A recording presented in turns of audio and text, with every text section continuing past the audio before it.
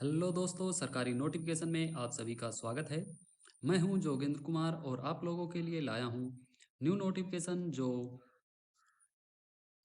Bihar police से है, forest officer की है। फॉरेस्ट ऑफिसर की 43 पोस्ट निकल चुकी है। तो आइए हम लोग इसका नोटिफिकेशन डाउनलोड करते हैं और देखते हैं इस नोटिफिकेशन में क्या क्या क्वालिफिकेशन मांगी गई है, कितने कितनी पोस्ट किस कैटेगरी की हैं, क्या क्या सब्जेक्ट होने वाला है, क्या से इसका ज्वाइनिंग होगी, यानी कि पूरा प्रोसेस जानेंगे। नोटिफिकेशन को डाउनलोड करने के लिए हम लोग 11/8/2020 को दिए गए लिंक पर क्लिक कर हम इस नोटिफिकेशन को डाउनलोड कर लेंगे। तो चलिए डाउनलोड करते हैं। मैंने ये पहले ही डाउनलोड कर लिया था, इसलिए यह दोबारा पूछ रहा है डाउनलोड करने के लिए, तो हम इसे डाउनलोड कर लेते हैं। तो यह डाउनलोड हो चुका है और यह ओपन हो रहा है। तो ओपन होने के बाद हम लोग देखते हैं कि बिहार पुलिस अवर सेवा आयोग से यह नोटिफिकेशन डाउनलोड हो चुकी है। तो यह विज्ञापन संख्या जो है इसका 2/2020 है, यानी कि इसका विज्ञापन संख्या 02/2020 है। तो इसमें जो सबसे पहले दिया गया है वह ऑनलाइन आवेदन करने की प्रारंभिक तिथि दी गई है। प्रक्रिया आरंभ कब से होगी? तो जो ऑनलाइन स्टार्ट होने वाली है वह 13/8/2020 यानी कि आज से गुरुवार को ऑनलाइन आवेदन शुरू हो चुका है।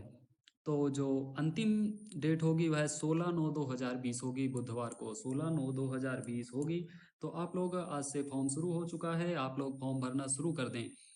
तो आइए देखते हैं अब इसकी पोस्ट क्या है। इसकी पोस्ट 43 दी गई है, जिसकी जो कि रेंज ऑफिसर ऑफ फॉरेस्ट होगा, यानी कि वनों के क्षेत्र पदाधिकारी की रेंज है। आप इस पोस्ट पर अप्लाई कर सकते हैं। लेवल 6 है। वेतन जो होगा 35,400 से 1,12,400 रुपये होगा।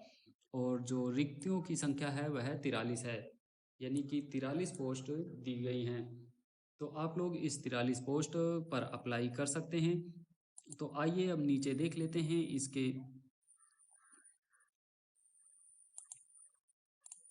जो आवेदन है वह ऑनलाइन होगा, ऑफलाइन नहीं है।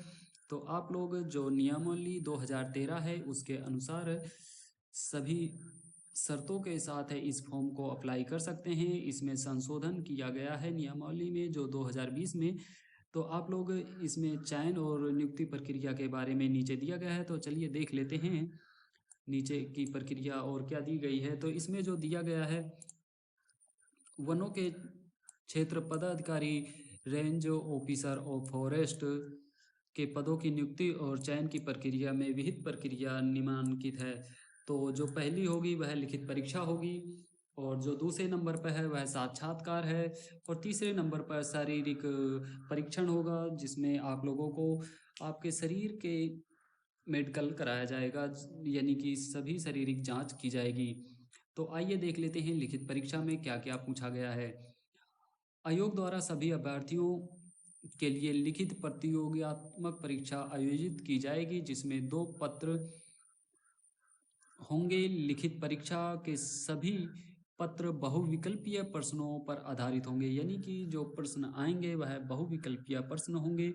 प्रश्न पत्र 100 अंकों का सामान्य हिंदी 1 घंटे का होगा, जिसमें 50 प्रश्न होंगे, और न्यूनतम आर्थिका जो होगी वह 30% प्राप्त करना अनिवार्य होगा, यानी कि आपको 30% अंक लाने अनिवार्य हो गए, अन्यथा उन्हें अयोग्य घोषित कर दिया जाएगा। यानी कि आप 30% से कम लाते हैं तो आपको अयोग्य घोषित कर दिया जाएगा।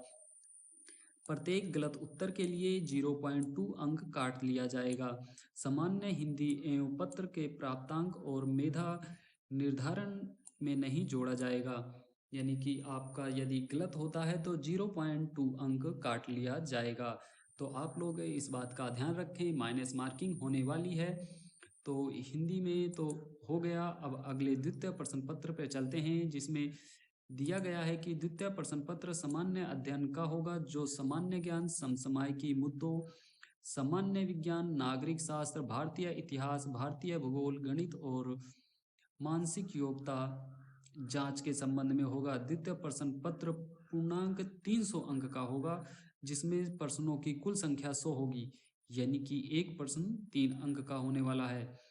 और परीक्षा की अवधि 2 घंटा होगी, यानी कि जो हिंदी का था वह 1 घंटे का था, और जो द्वितीय प्रश्न पत्र होगा वह 2 घंटे का होगा। और प्रत्येक गलत उत्तर के लिए 0.3 अंक काट लिया जाएगा, यानी कि एक अगर उत्तर गलत होता है तो 0.3 अंक काट लिया जाएगा। और यहाँ पर एक नोट दिया गया है कि जो उत्तर पुस्तिका आपको दी जाएगी दोनों की अलग अलग होगी, और 2 उत्तर पुस्तिकाएं दी जाएंगी, और जिसमें से कि प्रत्येक उत्तर पुस्तिका की एक प्रति आयोग के पास रखी जाएगी। तो आइए अब आगे देखते हैं साक्षात्कार में क्या क्या दिया गया है। लिखित परीक्षा के आधार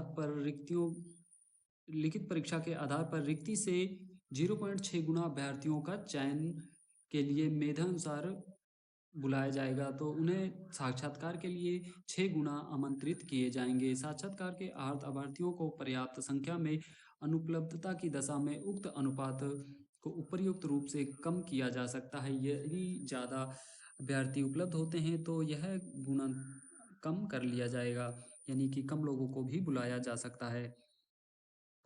और जो साक्षात्कार के लिए आपको बुलाया जाएगा उसमें यहाँ पर डिटेल दी गई है कि उसमें क्या किस में से पूछा जा सकता है।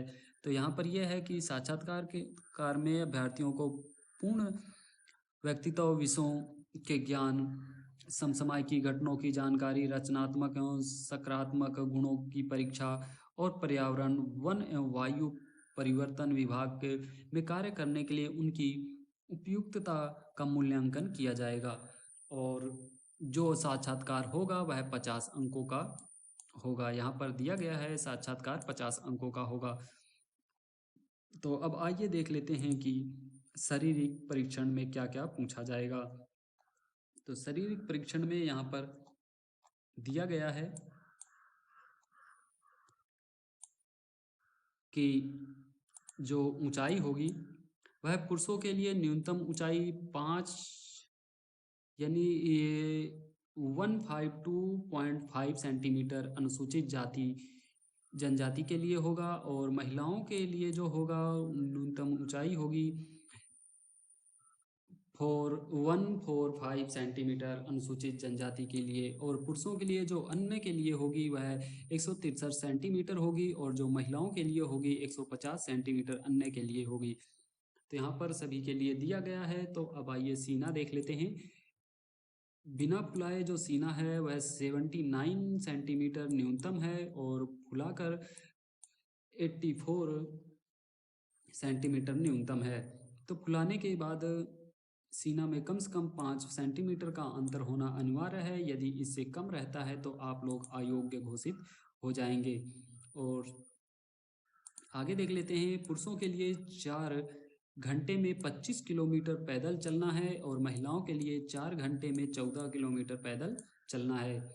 जो चिकित्सा परीक्षण होगा वह शारीरिक समर्थता परीक्षण में सफल अभ्यर्थियों को चिकित्सा परीक्षण आयोग द्वारा गठित चिकित्सक टीम द्वारा कराया जाएगा। किसी कारण यदि कोई अभ्यर्थी चिकित्सीय परीक्षण में अनुत्तीर्ण होता है तो उन्हें चिकित्सीय परिषद के समक्ष अपील दायर करने का अवसर दिया जाएगा। यानी कि यदि कोई चिकित्सा में मेडिकल में अनुत्तीर्ण होता है तो उसे यह सुविधा दी जाएगी कि वह दोबारा परीक्षण कराने के लिए अपील दायर कर सकता है, और चिकित्सीय परिषद का निर्णय अंतिम निर्णय और मान्य होगा। यानी कि वहाँ पर जो निर्णय दिया जाएगा वही निर्णय ही माना जाएगा।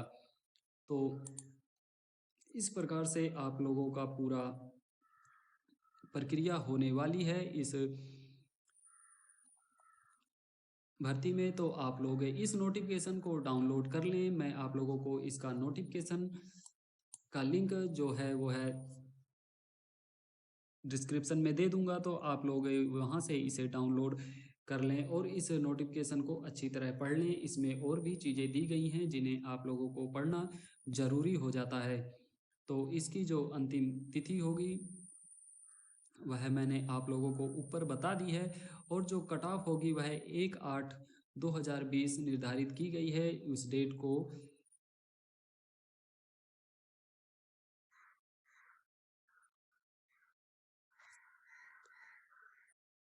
जो शैक्षिक योग्यता की कट ऑफ डेट है 1/8/2020 है, यानी कि इससे पहले आप लोगों के पास जो इसमें योग्यता मांगी गई है वह पूरी होनी चाहिए।